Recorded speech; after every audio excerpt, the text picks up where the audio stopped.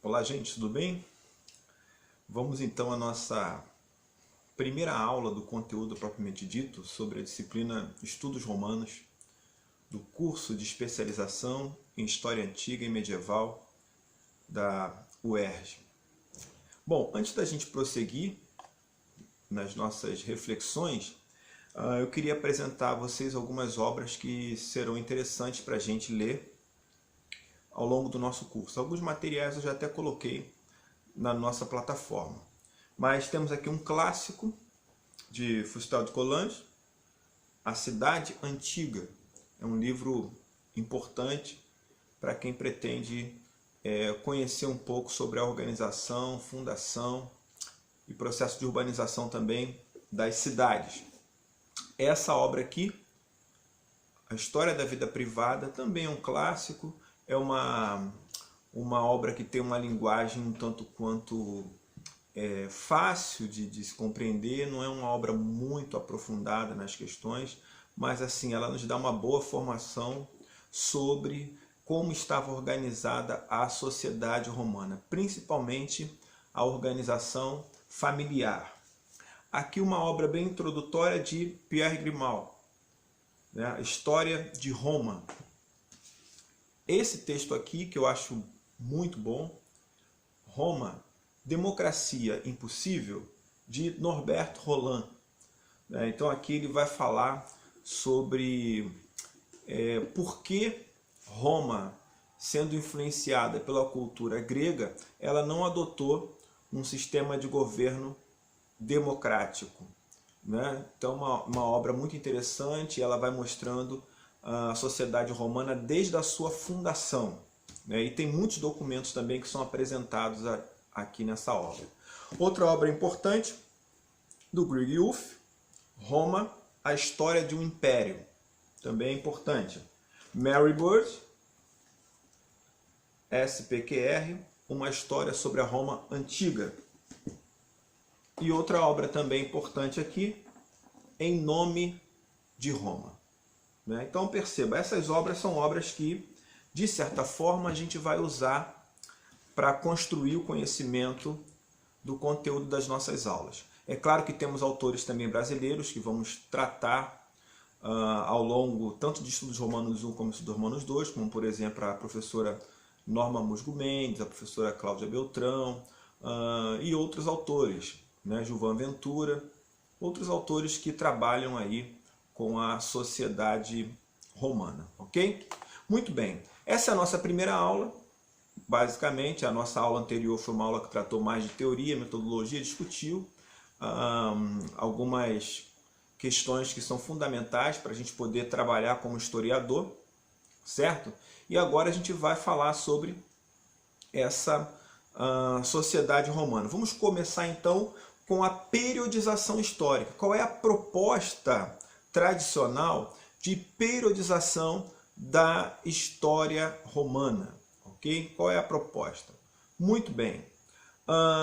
Geralmente os historiadores distribuem essa história romana da seguinte forma. O primeiro período é chamado de monarquia.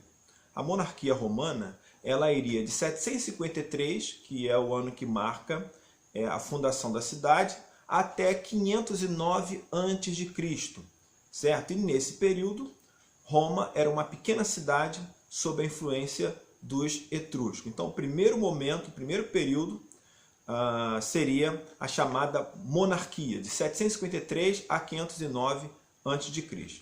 O segundo período seria chamado de período republicano, ou república, que vai de 509 até 27 a.C. É um período no qual Roma desenvolve suas instituições sociais e econômicas, ela vai expandir o seu domínio, o seu território e vai se tornar uma das maiores civilizações do mundo antigo. Ok? O terceiro momento seria o chamado Império ou Principado para alguns, que vai de 27 a.C. até 476 depois de Cristo. Período em que Roma vai desfrutar de estabilidade política, de uma certa paz por cerca de 2 séculos, e aí os romanos vão enfrentar inúmeros problemas internos e o agravamento desses problemas vai levar ao chamado declínio da civilização romana. É claro que essas expressões, né, declínio, por exemplo, são expressões aí que estão muito ligadas a uma historiografia produzida no século XIX, que vai tratar dessa ideia de que os grandes impérios, né, na realidade surgem, encontram o seu auge, e assim que encontra o seu auge inicia também o seu declínio. Ok? Mas isso a gente vai discutir mais lá na frente, quando for falar sobre império, a gente vai trazer alguns autores para poder falar sobre isso. Percebe? Então nós temos aí, dentro dessa periodização, nós temos o período monárquico, o período republicano e o período do principado, que seria chamado de império. Tá certo? Bom, nessa primeira aula nós vamos falar sobre a monarquia romana. Então a monarquia, reinado romano ou período régio são expressões convencionadas pela historiografia para definir o Estado monárquico romano, que vai desde a fundação, como eu falei, certo, até a queda da realeza em 509. A documentação desse período ela é muito precária, né? Até mesmo o nome de certos reis são desconhecidos, entende? Nós temos apenas os reis apresentados nas obras de Virgílio, a Eneida, e de Tito Livio, a de Urbi Condita Libri, certo? Então esses são os reis que nós conhecemos, né? Não temos também tantas informações assim sobre eles. Embora as origens de Roma sejam imprecisas, o diálogo entre arqueologia, história e linguística parecem confirmar que a monarquia foi a primeira forma de governo da cidade de Roma. Autores clássicos como Tito Livio, Plutarco, Dionísio de Halicarnasso contam que nos primeiros séculos de Roma houve uma sucessão de 7 reis. Seriam eles os conhecidos Rômulo, que basicamente foi quem fundou a cidade e raptou as Sabinas, segundo a narrativa mítica. Numa Pompílio, que é quem vai criar as instituições religiosas, os sacerdotes, os ritos dentro dessa cidade. Túlio Hostílio, que é o responsável pela destruição de Alba Longa. Ancomárcio é um fundador da colônia, né, de Ostia.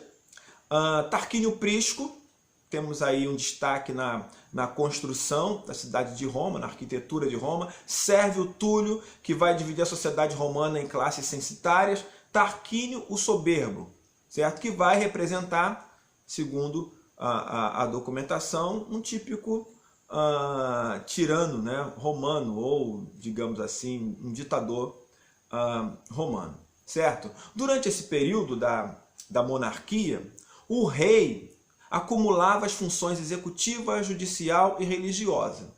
Percebe? Embora esses poderes fossem limitados na área legislativa, já que existia um Senado ou um Conselho de Anciãos, a princípio, que tinham direito de veto e sanção das leis apresentadas pelo rei. Então perceba, há uma centralização dos poderes nas mãos desse rei, mas já existe um Senado, ou um embrião do que conheceríamos como Senado, né? Seria um conselho de anciãos que tem o direito de veto nessas leis criadas por esse rei. A ratificação dessas leis era feita pela Assembleia ou Cúria, que era composta de todos os cidadãos em idade militar, ou seja, até aproximadamente aí 45 anos, certo? Na fase final da realeza, a partir do século VII a.C., Roma conheceu um período de domínio etrusco, né? E esse período de domínio etrusco vai influenciar os romanos tanto no plano cultural, por exemplo, a disseminação do uso de túnicas, práticas religiosas, práticas cultuais, a adoção de novos deuses, como no plano material, porque os etruscos vão ampliar o comércio, vão criar canais de drenagens e secagem de pântanos locais. Durante essa dominação etrústica, a área do Fórum Romano torna-se o centro socioeconômico de Roma. Ok? Bom, sobre as narrativas míticas relacionadas à fundação de Roma. Nós temos narrativas míticas sobre essa fundação. E aí eu quero que você entenda. Uma narrativa mítica, necessariamente, ela não se trata de uma mentira ou algo que é falso, entende? Uma narrativa mítica se relaciona à forma como determinada sociedade, determinado povo explica suas origens, certo? Então a narrativa mítica se trata de uma verdade para determinada sociedade, para determinada cultura, entende? E necessariamente outra cultura, outra sociedade não vai explicar suas origens da mesma forma. Então falar sobre narrativas míticas sobre a fundação de Roma significa mostrar como os romanos explicavam as suas origens. A historiografia aponta que os romanos elaboraram uma complexa narrativa mítica sobre a origem da cidade e do Estado romano, que se uniu à obra histórica de Tito Livio e às obras poéticas de Virgílio e Ovídio. Todos esses da era de Augusto. Então, naquela época, as lendas oriundas de textos mais antigos foram trabalhadas e fundidas em um conto único, no qual o passado mítico foi interpretado em função dos interesses desse império nascente, desse principado nascente. Os estudos históricos e arqueológicos, que se baseiam nestas e outras fontes escritas, além de objetos e restos e construções obtidas em vários momentos das escavações, tentam reconstruir a realidade que existe no conto mítico, no qual se reconhecem alguns elementos de veracidade. Ou seja, existe uma veracidade por trás do mito. O mito ele representa uma realidade histórica e sociocultural. E às vezes também uma realidade política. Tá certo? Então, dentre essas narrativas míticas que nós temos aí, falando sobre a fundação de Roma, nós temos o mito de Enéas, certo? O mito de Enéas você encontra na Eneida de Virgílio e também na obra de Tito Livio, Ad Urbe Condita Libre, certo? Então diz o seguinte: Enéas, filho da deusa Vênus, foge de Troia com seu pai Anquises, seu filho Ascânio e os sobreviventes da cidade. Então perceba, a história de Roma, né, segundo o mito de Enéas, ela vai mesclar com o que acontece na Guerra de Troia, ou seja, você tem um prosseguimento dessa história. Bom, com este realiza diversas peregrinações que o levam por fim ao Lácio, na Itália, onde é recebido pelo rei local, latino, que oferece a mão de sua filha Lavínia. É claro que essa parte do mito está mostrando esse encontro entre a cultura grega, né, com a cultura romana nascente, essa influência que vai existir. Isso provoca a fúria do rei dos Rútulos, Turno, um poderoso monarca itálico que havia se interessado por ela. Uma terrível guerra entre as populações da Península Eclode e, como resultado, Turno é morto. Né? Já está aí caracterizado no mito que a fundação da cidade, ou a formação desse povo posteriormente chamado de romano, vai ser uma formação oriunda, né, que emerge de conflitos, de disputas territoriais, ok? Enéas, agora casado, funda a cidade de Lavínia em homenagem à sua esposa. Ou seja, nós temos também alianças na formação dessa cidade. Seu filho Ascânio governa na cidade por 30 anos, até que resolve se mudar e fundar a sua própria cidade, Alba Longa. Ok? Cerca de 400 anos depois, o filho e legítimo herdeiro do 12º rei de Alba Longa, Numitor, é deposto por uma emboscada de seu irmão Amulho. Então já começa aqui a ideia de que há uma disputa familiar pelo poder dentro dessa sociedade romana. Eu estou fazendo essas pontuações para você entender o seguinte: esse mito ele é compilado no período de Augusto, entende? E aí você está fazendo o relato retrospectivo, conto retrospectivo dessa história romana. Então, perceba, essa ideia da disputa, da rivalidade familiar, né, das alianças, é algo que sempre esteve presente dentro da formação dessa sociedade romana, ok? Para garantir o trono, Amulho assassina os descendentes varões de Numitor e obriga sua sobrinha Rhea Silva a tornar-se Vestal, uma sacerdotisa virgem consagrada à deusa Vesta, ok? No entanto, esta engravida do deus Marte e desta união foram gerados os irmãos Rômulo e Remo, nascidos em março de 771 a.C.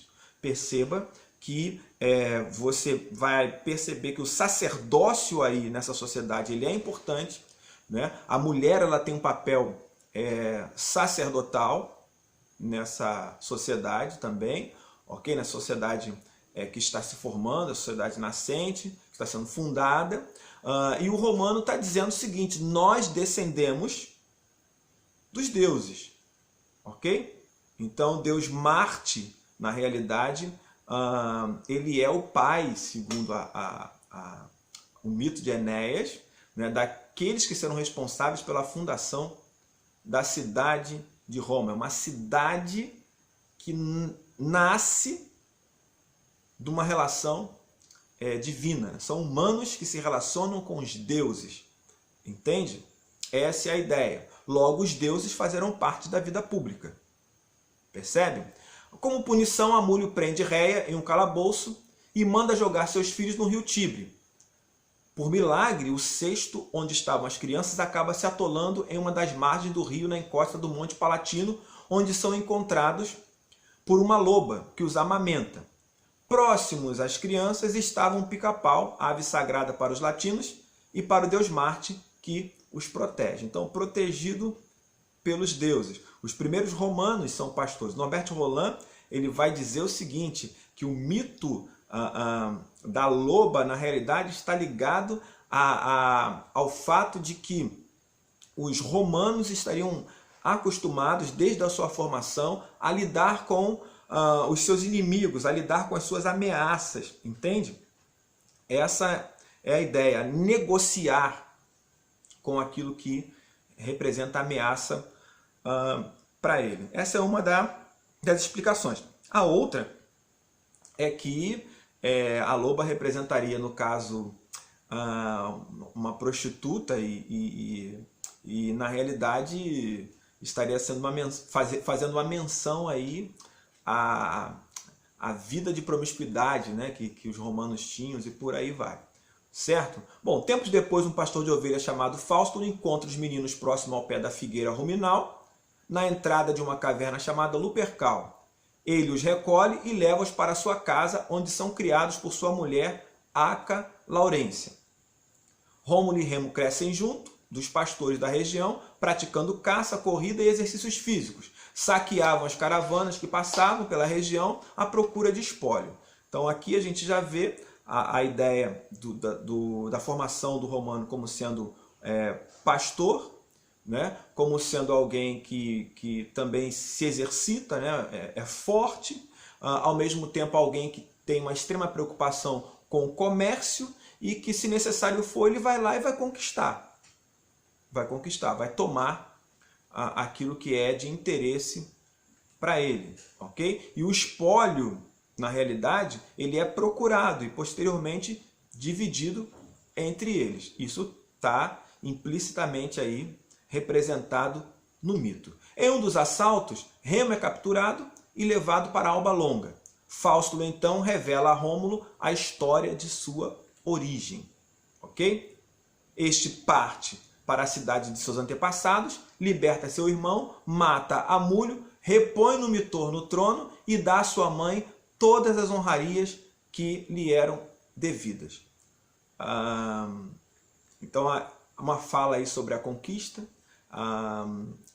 talvez uma ideia de uma justa conquista, né? Talvez uma ideia de uma conquista que, de certa forma, pretende defender aquilo que já foi conquistado, né? Ou conquistar aquilo que é seu de direito, né? Percebendo que não teriam futuro na cidade, os gêmeos decidem partir da cidade junto com todos os indesejáveis para então fundarem uma nova cidade no local onde foram abandonados.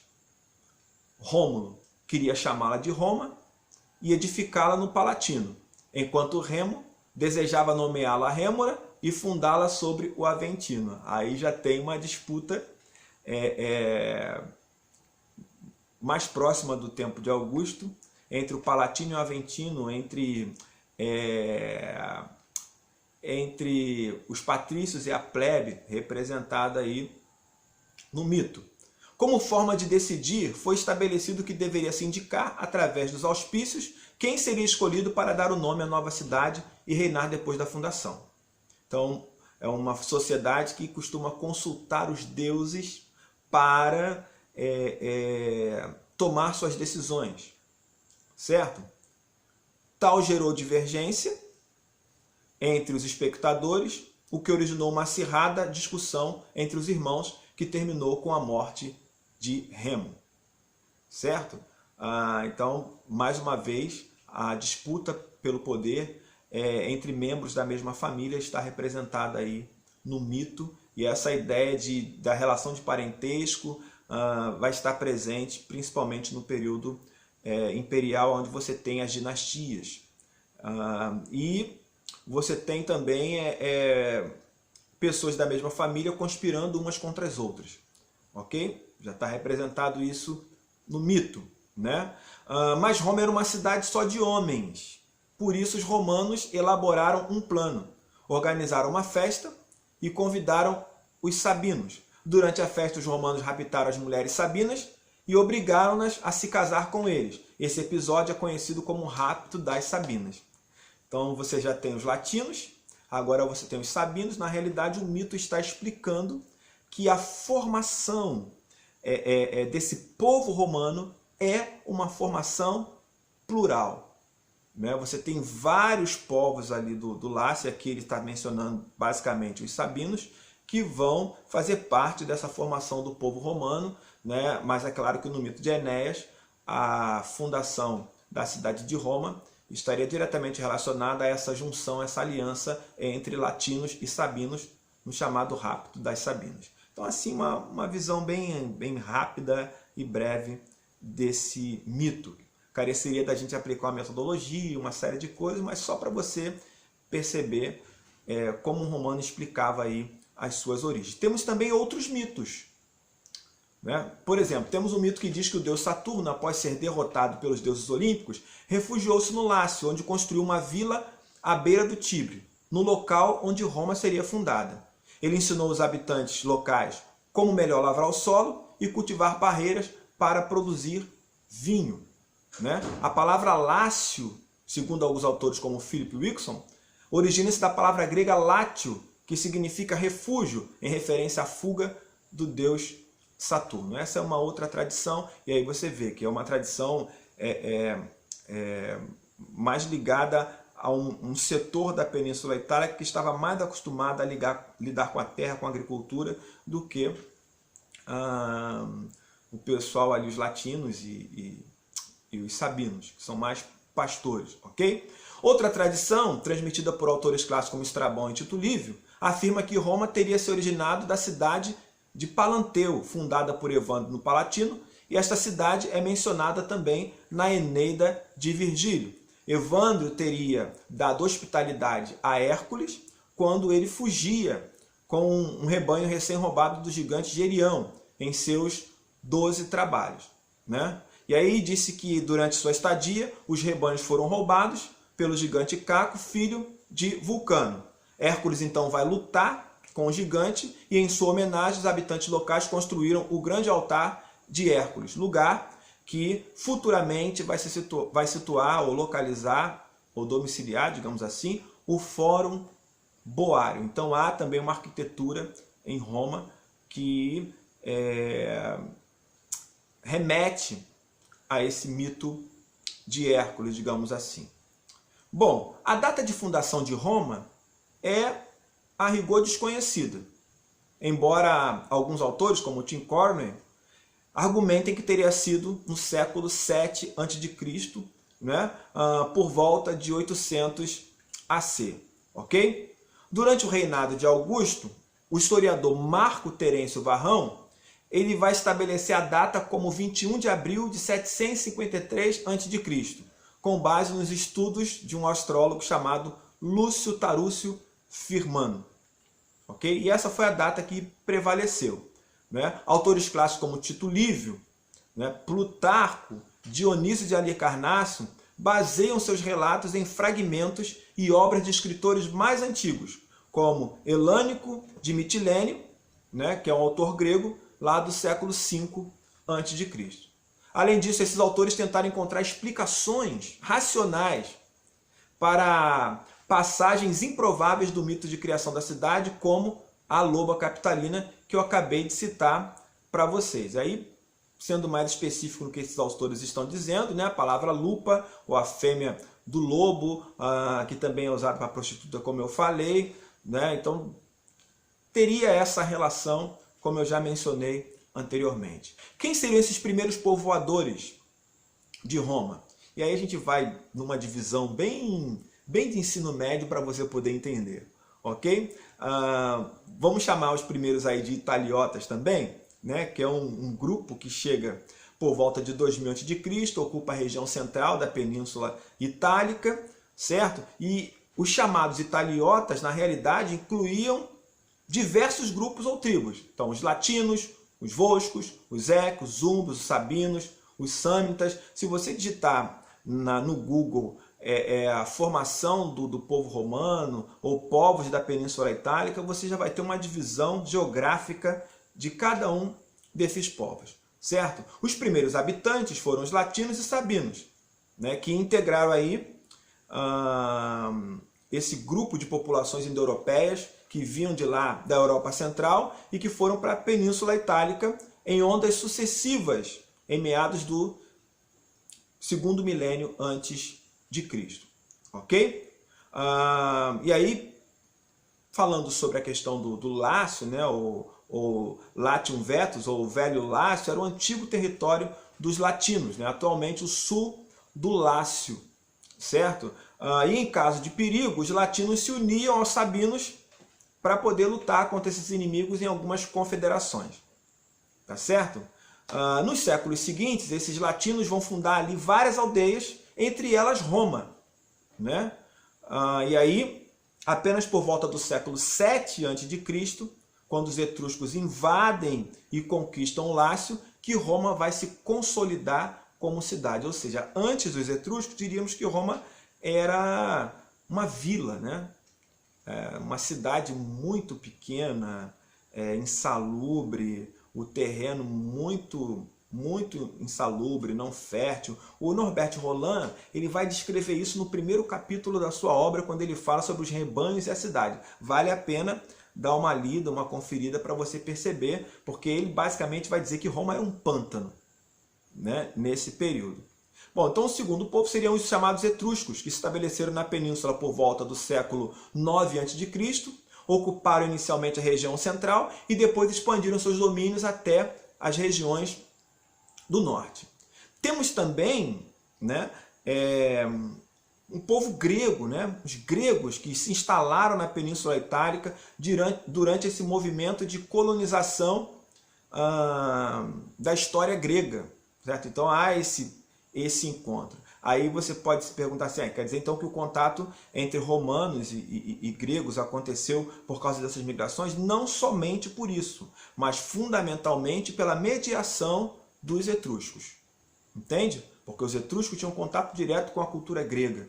E eles vão trazer isso para Roma a partir do contato comercial, a partir da relação sociocultural e também da fundação da cidade. Então, esses gregos ocuparam a região sul, onde fundaram várias cidades como Nápoles, Siracusa, Tarento, certo? Que ficaram conhecidas em seu conjunto como Magna Grécia. Tá certo? Então, como eu falei, Roma inicialmente era um pequeno povoado, ou um grupo de povoados situado no Palatino e nas colinas vizinhas. A população girava em torno de poucas centenas de habitantes, que baseavam a sua economia na agricultura, trigo, cevada, ervilha, feijão, na pecuária, cabras, porcos, pesca, caça e coleta, ok? Mas perceba, o romano, ele não era muito dado a rasgar a terra, entende? O romano, ele era mais dado à pecuária, né, à caça, e aí os produtos que ele precisava para se manter, ele negociava com outros povos, tá certo? A manufatura de artigos cerâmicos, roupas e outros artigos de uso doméstico eram produzidos pelas famílias para consumo interno. E não havia estratificação social definida a princípio. Então Roma, antes um pequeno povoado no Palatino, abrangia, em meados do século VII a.C., o Vale do Foro, o Quirinal, parte do Esquilino e o Célio. Okay? No final do século VII, indícios arqueológicos apontam para um intenso processo de urbanização. Então temos aí cabanas que foram substituídas por casas mais sólidas, né? Alicerce de pedra, estruturas de madeira, com cobertura de telhas. Isso daí no final do século VII. Já mostra um desenvolvimento, né? No fórum foi aberta uma praça pública. Vestígios de prédios públicos, santuários e templos foram detectados juntamente com telhas, terracotas e frisos decorativos também desse período. Ok? Então perceba, ao longo de 500 anos, Roma conquistou muitos territórios e diferentes povos, tornando-se um grande império. Né? É claro que nós não esgotamos aqui a nossa fala sobre monarquia. Foi só uma introdução para você poder entender como o romano explicava as suas origens, quais os povos que participam da formação desse chamado povo romano. É uma sociedade que está acostumada a fazer alianças, uma sociedade que também entende que a conquista, né, ela é legítima, tem problemas em relação às disputas ou às sucessões de poder, disputas familiares, digamos assim, né, e já nasce plural, já nasce diversa, entende? Não faz sentido para o romano esse negócio de intolerância, seja de qualquer tipo, religiosa. A sociedade romana já nasce plural, ela já nasce acostumada a se relacionar socioculturalmente de forma recíproca. Tamanha variedade de povos que participaram da formação dessa sociedade romana. Outra coisa que é importante, a relação com os deuses é importante. Os deuses fazem parte da vida pública, né? Os deuses fazem parte da cidade. A consulta aos deuses para se tomar decisões em relação à política, em relação à vida pública, é muito importante, né? Então, na concepção romana, se você tiver uma boa relação com os deuses, a sua cidade ela vai estar em ordem. Mas se a relação for quebrada, né, se você não agradar os deuses, não fizer a sua parte, o caos vai se estabelecer. Entende? Por isso eles sacrificavam todos os dias. Então, assim, é só uma introdução, né? A gente vai prosseguir falando sobre isso aí na próxima aula, tá bom? Um abraço para vocês. Eu aconselho vocês a lerem o primeiro capítulo do livro do Norbert Rolland, falando sobre os rebanhos e a cidade, para você poder entender bem como é essa formação. Você também pode ler um livro que eu postei já para vocês na plataforma, que é o História da Vida Privada, que também vai falar um pouco sobre essa organização social familiar de Roma. Tá bom? É claro que o Paul Veyne está falando sobre império, mas o que ele vai falar ali no início tem a ver também com a sociedade romana inicial, né? Porque a gente vai avançando da monarquia para a república, para o império, mas perceba, Roma é uma sociedade muito tradicional, hierarquizada, então você vai agregando coisas e dificilmente você vai revogando elementos socioculturais anteriores. Tá bom? Um forte abraço para você, a gente se vê aí na próxima aula. Tchau, tchau!